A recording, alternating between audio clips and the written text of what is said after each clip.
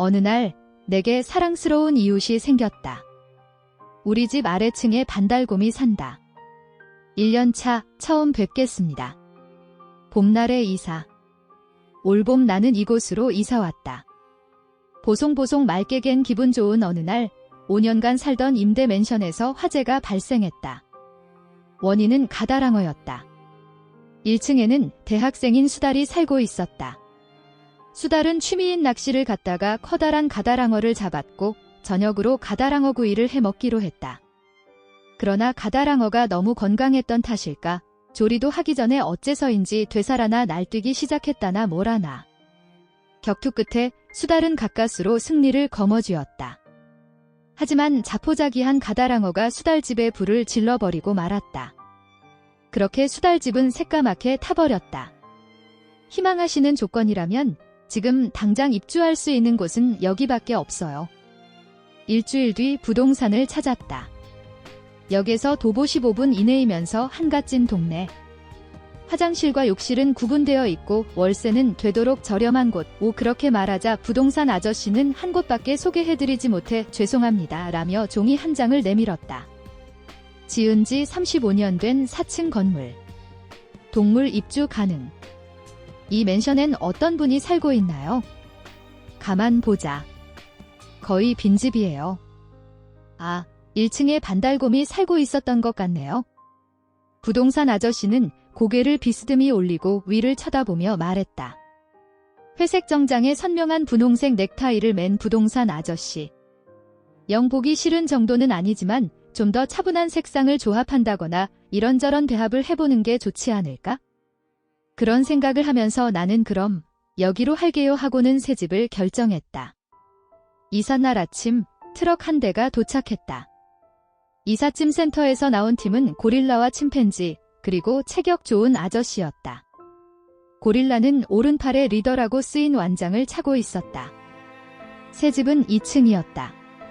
주위에 높은 건물이 없어서 2층이어도 햇빛이 잘 들었다. 오래된 건물치고 허름하지도 않고 의외로 깔끔했다. 짐을 옮겨준 그들을 배웅한 나는 다시 새 집으로 올라와 종이봉투를 손에 들고 1층으로 향했다. 이웃인 반달곰에게 인사하기 위해서였다. 인터폰을 누르자마자 네 하고 또랑또랑한 목소리가 들렸기에 나는 짧게 용건을 전했다. 영업사절 스티커가 붙어있는 인터폰에서 잠시만 기다려주세요 라는 목소리가 흘러나오더니 쿵쿵 하는 발소리가 점점 가까워졌다. 문을 열고 나온 건 올려다봐야 할 만큼 커다란 반달곰이었다. 예상보다 훨씬 커서 살짝 놀랐으나 이렇게 가까이서 곰을 본 적이 없다는 생각이 어렴풋이 들었다. 이삿짐 옮기는 소리가 시끄러우셨을 텐데 죄송합니다. 이거 별거 아니지만 받으세요. 나는 도톰한 종이로 만든 흰색 봉투를 곰에게 내밀었다. 신경 안 쓰셔도 되는데. 어라, 이건. 역 앞에 있는 케이크 가게에서 파는 롤케이크예요. 곰은 나와 종이봉투를 번갈아 보더니 돌연 눈을 반짝이기 시작했다. 그렇다면 혹시? 네, 벌꿀 롤케이크예요. 야호. 곰은 양손에 든 종이봉투를 높이 들어 올렸다. 콧김을 킁킁 내뿜으며 싱글벙글 활짝 웃었다. 아무래도 마음에 든 모양이다. 아, 저기. 괜찮으시다면 커피라도 한잔 하실래요? 용건을 끝내고 집으로 돌아가려는데 곰이 다급하게 나를 불러 세웠다. 불쑥 죄송해요. 혹시 괜찮으시다면요? 조심스레 묻는 곰의 얼굴에는 망했다라는 표정이 역력했다. 불안한 듯 눈동자가 이리저리 흔들렸다.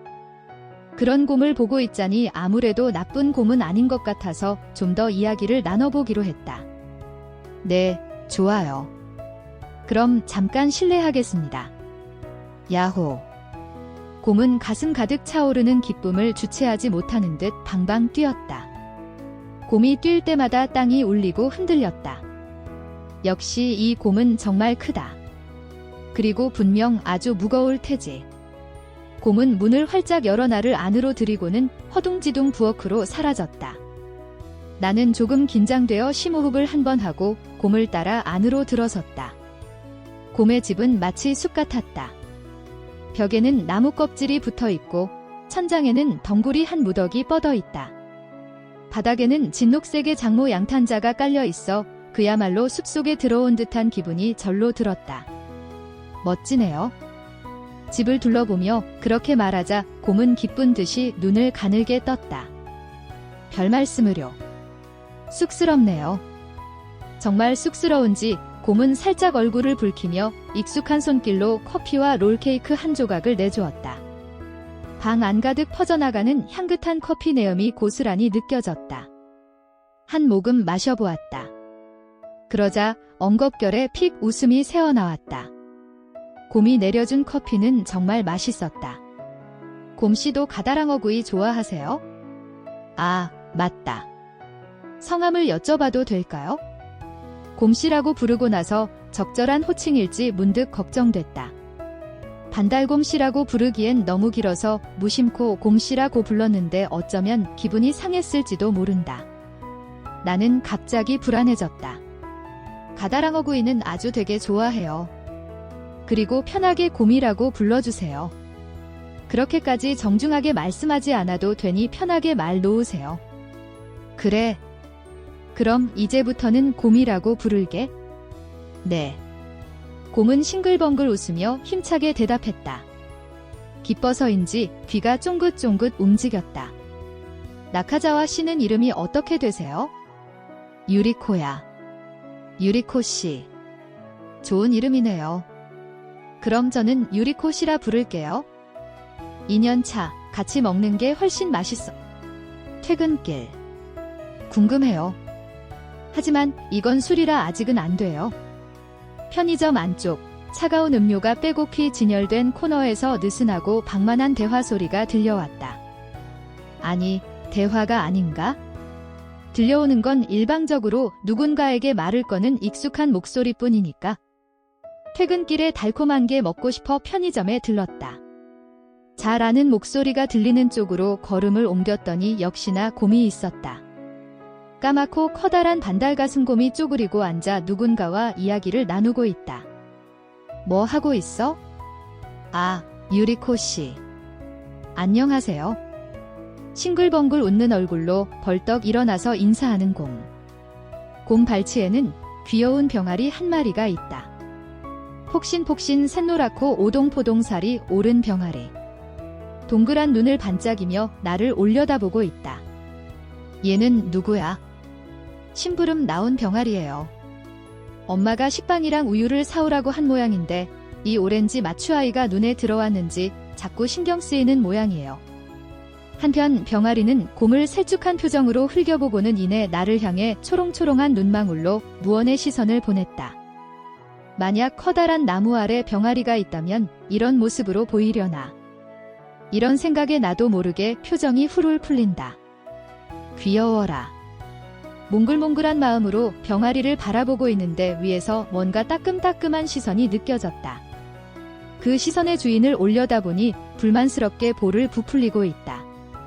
바늘로 쿡 찌르면 팡 하고 터질 것만 같다. 나는 얼굴이 붉어지려는 것을 필사적으로 억누르며 잠시 숨을 골랐다. 그리고 방금까지 해벌쭉거리던 표정을 숨기기 위해 애써 담담한 표정을 만들었다. 이 술이 궁금해. 말없이 고개를 끄덕이는 병아리. 아, 귀여워라. 무심코 쓰다듬고 싶어지는 마음을 꾹 눌렀다. 여기서 해벌쭉 웃어버리면 안 된다. 하지만 술은 어른이 돼야만 마실 수 있는 거야? 병아리 얼굴이 대번에 어두워진다. 병아리도 나 같은 사람이 말하지 않아도 100번 1000번 알고 있을 것이다. 하지만 이 캔의 디자인에 마음을 빼앗긴 거겠지? 작디 작은 몸 뒤로 기 사람도 나를 이해 못해주는구나 라는 마음의 소리가 떠오르는 것 같았다. 아, 부르퉁한 표정마저 너무도 사랑스럽다. 나는 무심코 풀어지려는 얼굴 근육을 간신히 잡아당겼다. 이 아이를 어떻게 설득하면 좋을까? 나는 머리를 굴렸다. 그러다 번뜩 좋은 생각이 떠올랐다. 병아리에게 얼굴을 바짝 들이대고 목소리를 낮추어 무언가를 알려주었다. 병아리의 얼굴에는 당황한 기색이 역력했다. 냉장고 안에 술을 본다. 나를 본다.